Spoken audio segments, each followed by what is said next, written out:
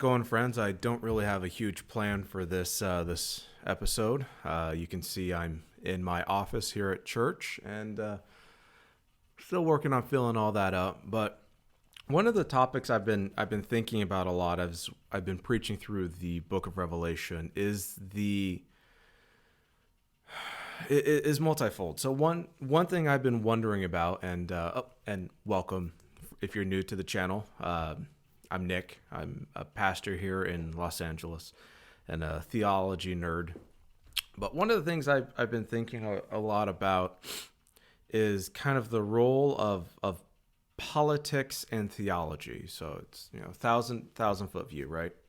The Book of Revelation is, of course, a book of the Old Testament. John this year is essentially an Old Testament theologian writing in exile and oppression and incarceration, and he's also having to deal with the apocalypse of Jesus Christ, right? So he's having to deal with multiple different things. The Book of Revelation, of course, written depending on how you date it in the 60s CE or in the 90s CE. My sense, probably the 90s. But John's apocalyptic vision is very much alive and well today. I grew up with Left Behind. I grew up with all those sorts of things. And so the more I preach it, I read it, I translate it, and I engage with the text of Revelation, the more I sit back and I'm just kind of struck by how brilliant it is and how applicable it is to daily life and the world. It's hard to kind of remove the headlines or the news and social media from the text of Scripture. And that's probably a good thing because it forces us to read the text, look out upon the world from our places and see what God is doing or not doing. And so I wanted to kind of just meander and theologically reflect on that for a moment, just the idea of politics in Scripture. It's often very easy to kind of kowtow, to make to kind of subordinate the text of Scripture to our whims, our desires, our biases. And what I've noticed in a lot of kind of modern theological discourse is that Scripture is largely incidental to the entire enterprise. And so I wonder often if pastors and theologians, but I repeat myself hopefully, that pastor theologians should be really reflecting on the nature of the world. And so my hope is not to annoy people politically or theologically. I think the goal of this video is a reflection on that sort of idea. How much of Scripture do you allow to influence you? And hopefully all of Scripture challenges you and empowers you and corrects you. But the Book of Revelation kind of stands at the center of the Christian enterprise. And the Book of Revelation, how you approach it specifically, is a good test case for how you view politics or don't view politics. So, for example, if you are, you break out the flow charts and you go through that, the Book of Revelation looks like a blueprint or a roadmap for specific events in terms of prophecy. And that's why the Roman Catholic Church and Russia, at least in the past, were viewed as fulfilling, being engaged in those sorts of things, right? And then if you get hives whenever you look at a flowchart, the Book of Revelation is rather vague.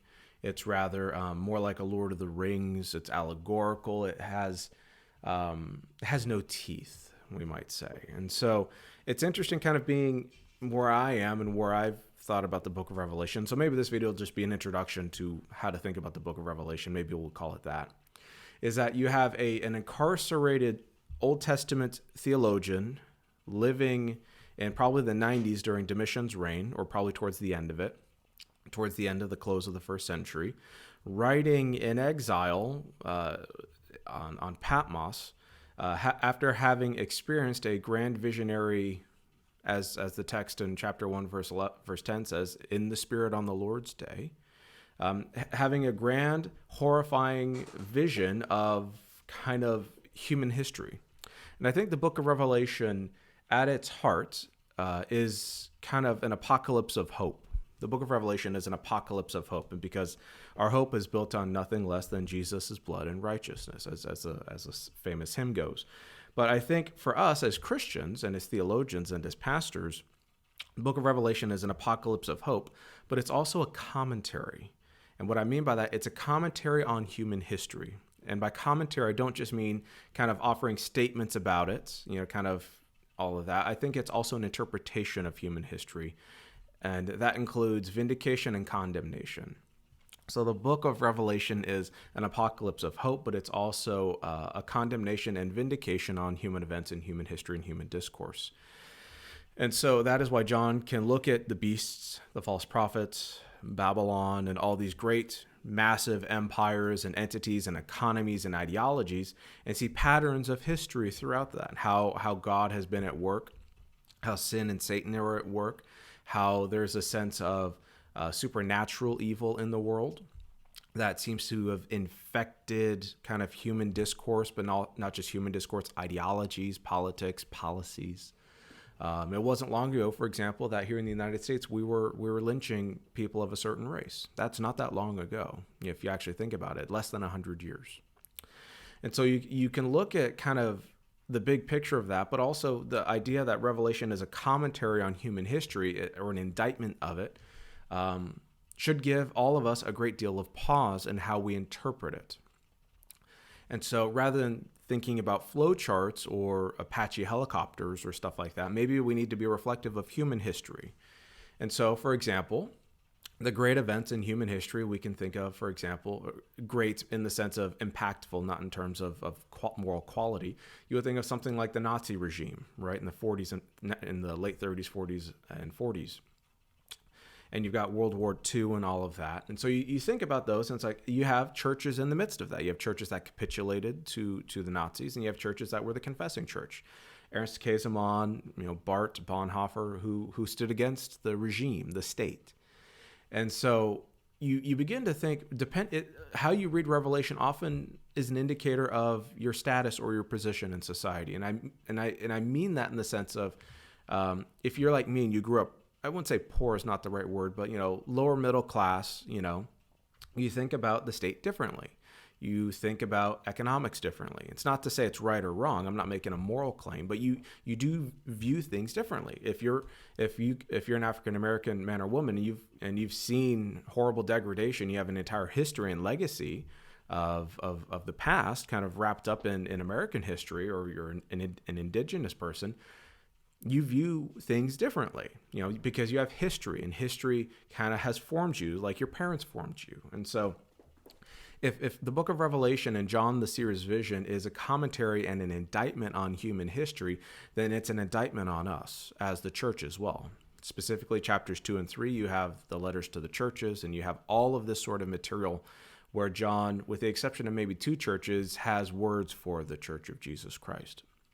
And so I think in terms of introducing the book of Revelation, we need to be deeply aware of the impact of the book upon reception history and the fervent or fundamentalist imagination that is often run wild with it. But we also need to be not so dismissive of the fervor that brought that about. It's easy to kind of condemn stuff and just kind of, lazily throw it aside, but it's another thing to reflect on it and grapple with it, and to view it as something to be reflected upon, chewed upon. You need to actually think about why this happened, where this came from. History is important. And if the book of Revelation is a commentary on human history, past, present, and future, then it's an indictment on the human experience and human ideologies and will, and sin and death. And not only that, you have the supernatural element, which in this world that we live in, I think there are very few true atheists left. I think the big debate over the next 5 to 10 years is going to be between Christians, and I'm not speaking representative, so of Christians, and in terms of the Christian apologetics enterprise, or the preaching and proclamation of the gospel. I think the big debate will not be between Christians and atheists. It'll be between Christians and all theists. The idea that all the supernatural stuff, the Greek gods, the Norse gods, the mythologies, the paganism, the deities, and stuff like that, I think that's making a huge comeback. And I know that because I talk to younger people. There's not a whole lot of true blue Christopher Hitchens atheism left. Because even atheists, God bless them, are looking back upon history and being like, well, I live in a really nice area in a really nice time with a really nice income, with a really nice bit of, equality and freedom that I would not have possessed 200 years ago, or I'm sorry, 2,000 years ago, right? And so it's interesting to see us all kind of reflect upon human history and where we all kind of come from. And the issue then becomes, you have an entire generation of younger people dealing with the idea of, you have a whole host of gods, a whole host of entities, a whole host of power claims in the world. And the question then becomes, which is the God who you serve? And that's where I think Michael Heiser's work on the Divine Council is very helpful. The Bible Project's very helpful. And where the book of Revelation kind of fits all that in together. Because John LaSere, in addition to offering indictment on human history, tells us how everything has gone wrong. And it is not just through malevolent, spiritual, or supernatural, or extranatural forces. It is through human evil as well. So you might say these forces have invaded our world, have colonized it, and we're terraforming it for their own gain, so to speak. And of course, Christ came in the incarnation, invading the world that is rightfully his, and reclaiming it as light reclaims dark places.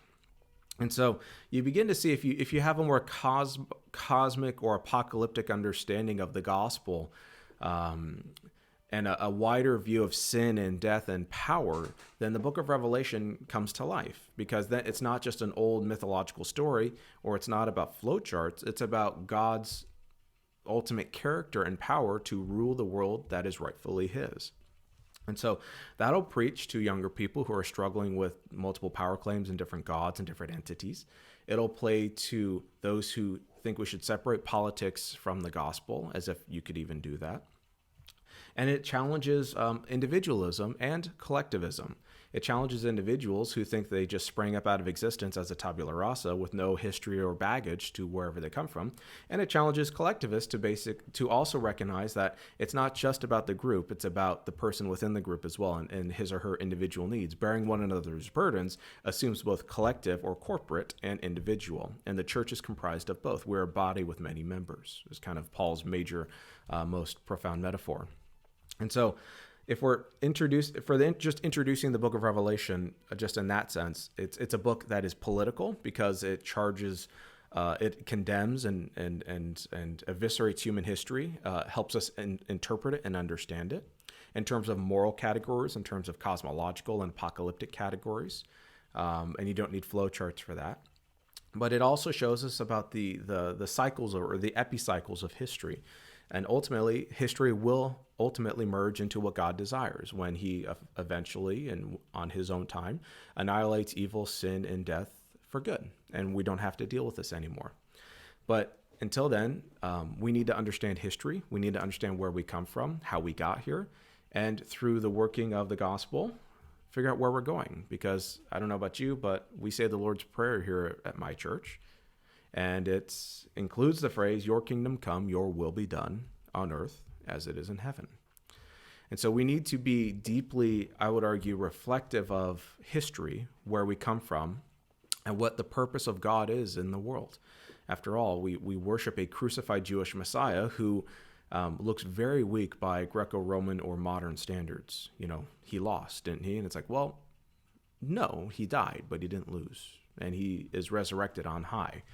And when we claim that Jesus Messiah is the Lord of all creation, that will offend a lot of people, and rightfully so.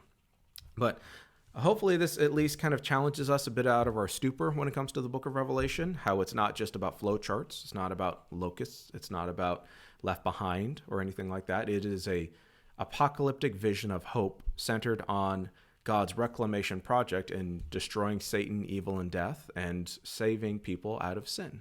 And that's why the language of the lamb slain with violence, or the slaughtered from the foundation of the world, is such a message of hope, because it tells us that God engaged in human history and is in the process of ultimately redeeming it, often through us, the church, and through his Spirit, and sometimes, more often than not, we might like to think, despite us. So that's my very brief introduction to how we should begin to think about the book of Revelation. It's a complex book. If you're interested in sermons on it, I'll link them below. First Baptist Church of Palos Verdes on YouTube.